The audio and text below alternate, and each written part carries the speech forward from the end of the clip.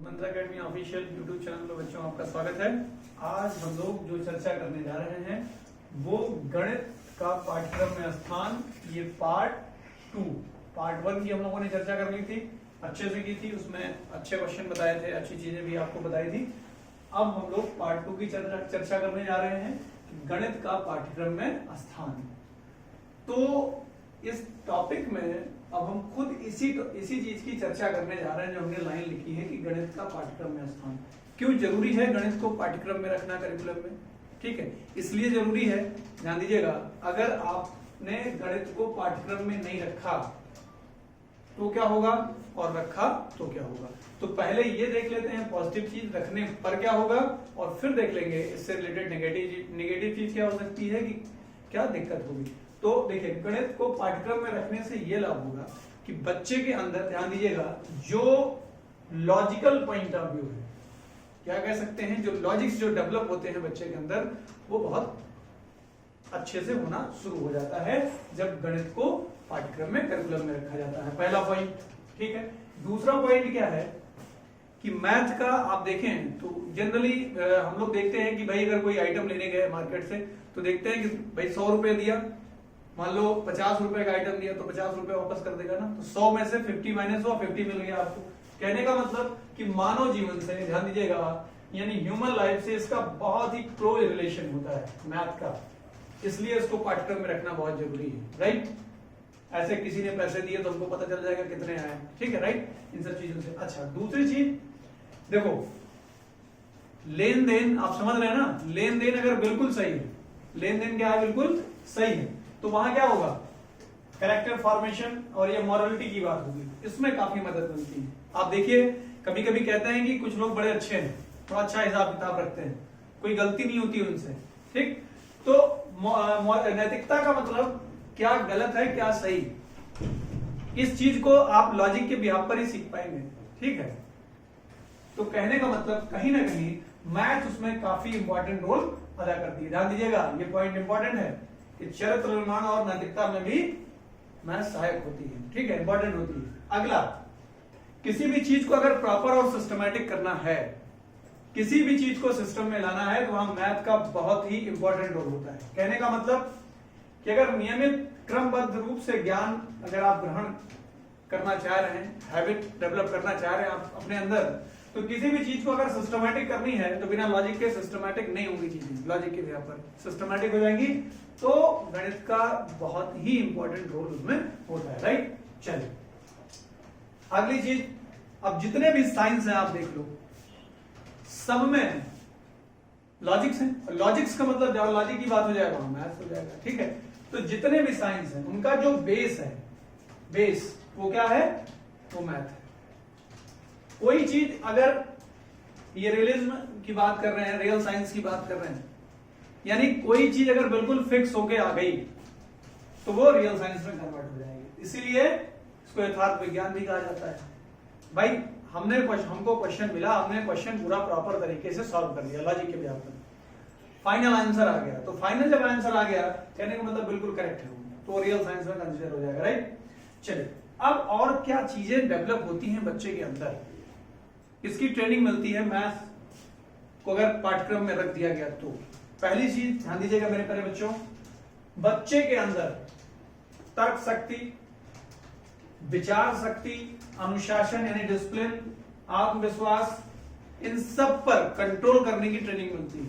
कब, जब गणित को पाठ्यक्रम में शामिल कर दिया जाता है तब। यानी ये सारी चीजें बच्चे के अंदर, लॉजिक्स, थॉट्स जो बच्चे के अंदर आएंगे, डिसिप्लिन, राइट, और जो सेल्फ कॉन्फिडेंस है, ये सब सारी चीजों की ट्रेनिंग गणित पढ़ने से बच्चों को मिल जाती है, इसलिए गणित को पाठ्यक्रम में रखा गया है, राइट।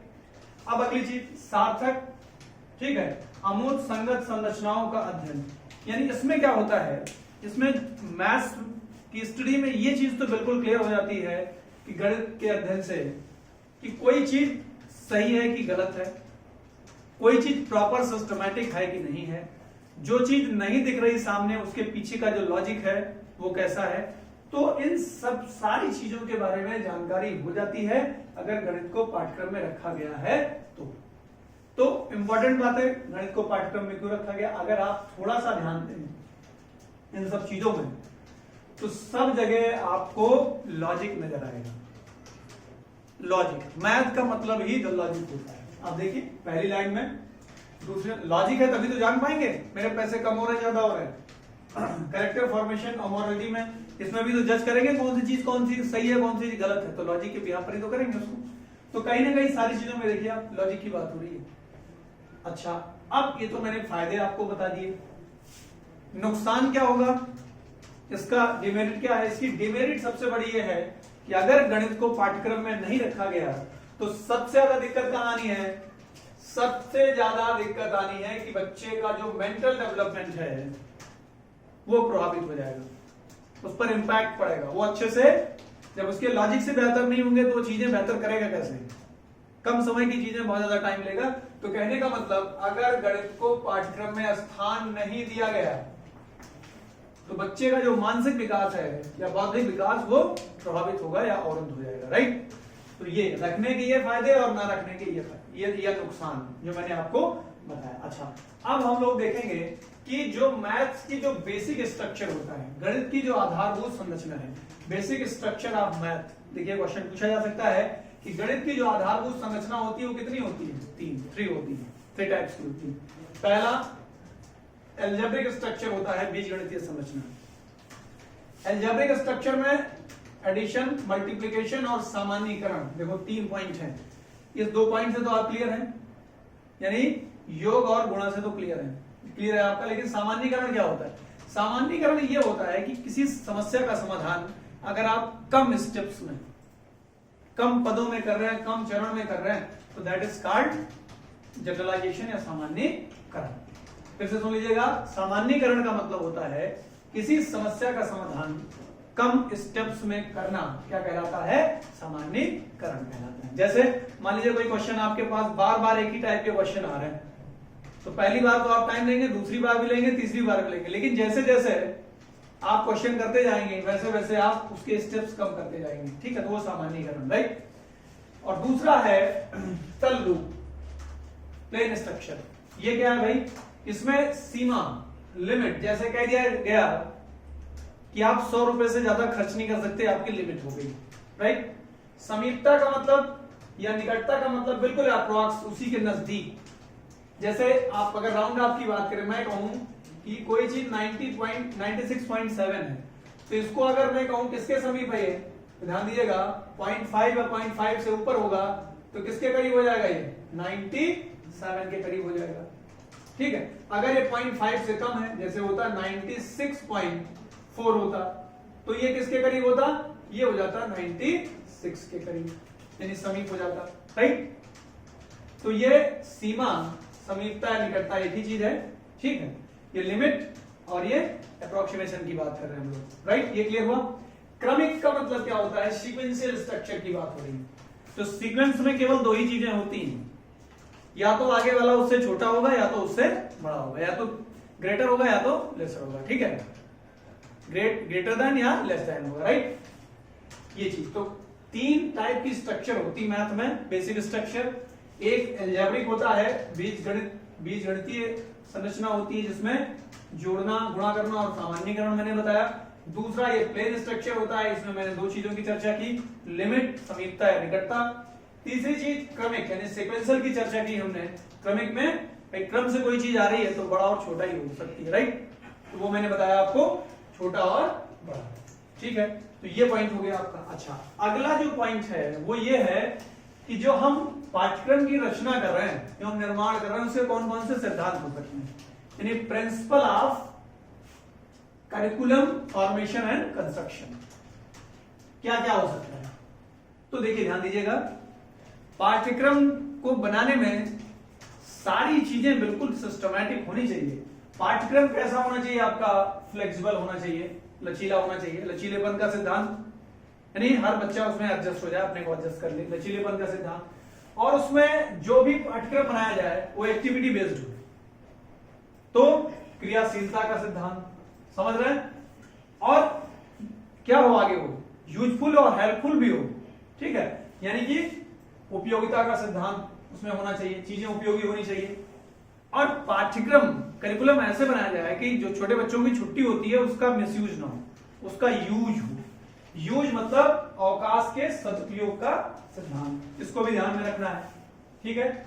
हाँ, एक चीज, पाठ्यक्रम के निर्माण के दौरान जो जिस लेवल का टीचर है, आप देखिए एनसीईआरटी की बुकों में लिखा रहता है, तो उनसे सजेशन लेना बहुत ही बेहतर माना जाता है, क्योंकि वही बता पाएंगे कि बच्चा कितनी चीजें बेहतर सीख लेता है किस स्तर पर। तो अध्यापकों से राय लेने का सिद्धांत, राइट।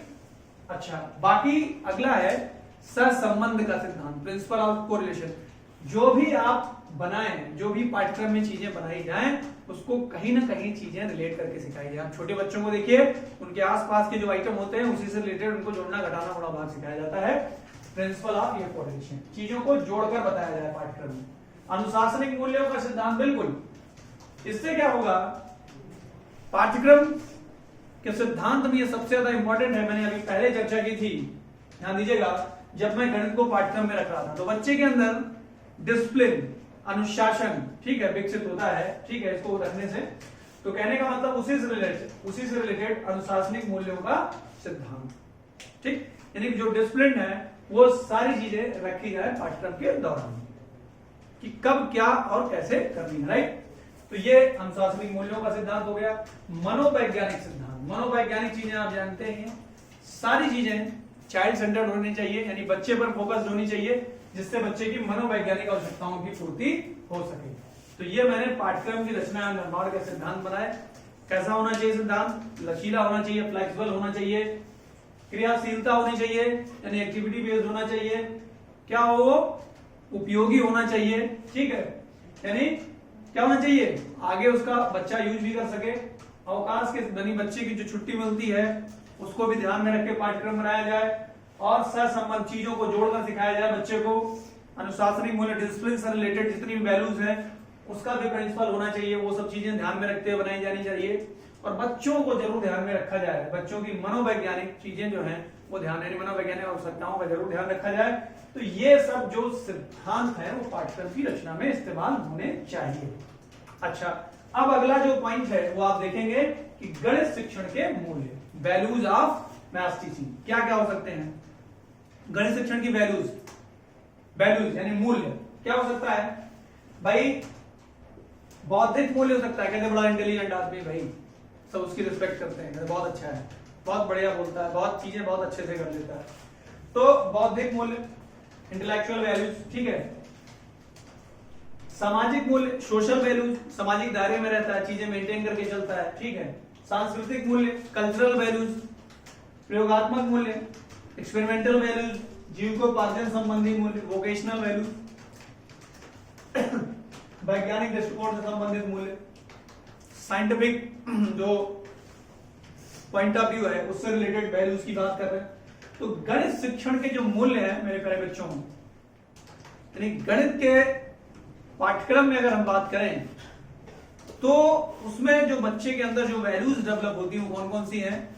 बौद्धिक, सामाजिक, सांस्कृतिक, प्रयोगात्मक, जीविकोपार्जन संबंधी, वैज्ञानिक दृष्टिकोण से संबंधित मूल्य। तो ये सब सारे मूल्य बच्चे के अंदर अगर गणित को पाठ्यक्रम में रख दिया गया तो उससे ये सारे के सारे मूल्य बच्चे के अंदर डेवलप हो जाते हैं।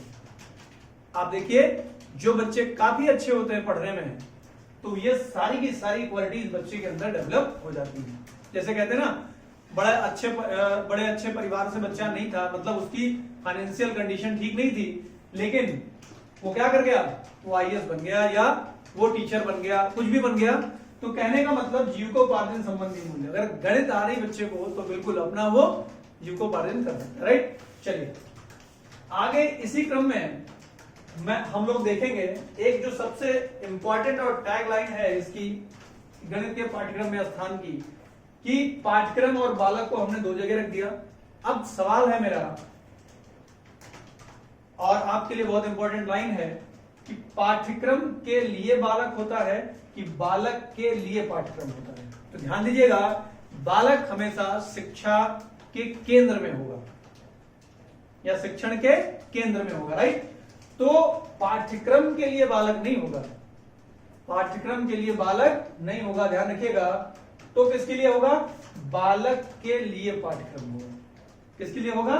बालक के लिए, यानी बालक कि सारी चीजें जो उसकी मनोवैज्ञानिक आवश्यकताएं हैं, सारी आवश्यकताओं को ध्यान में रखते हुए पाठ्यक्रम को बनाया जाए।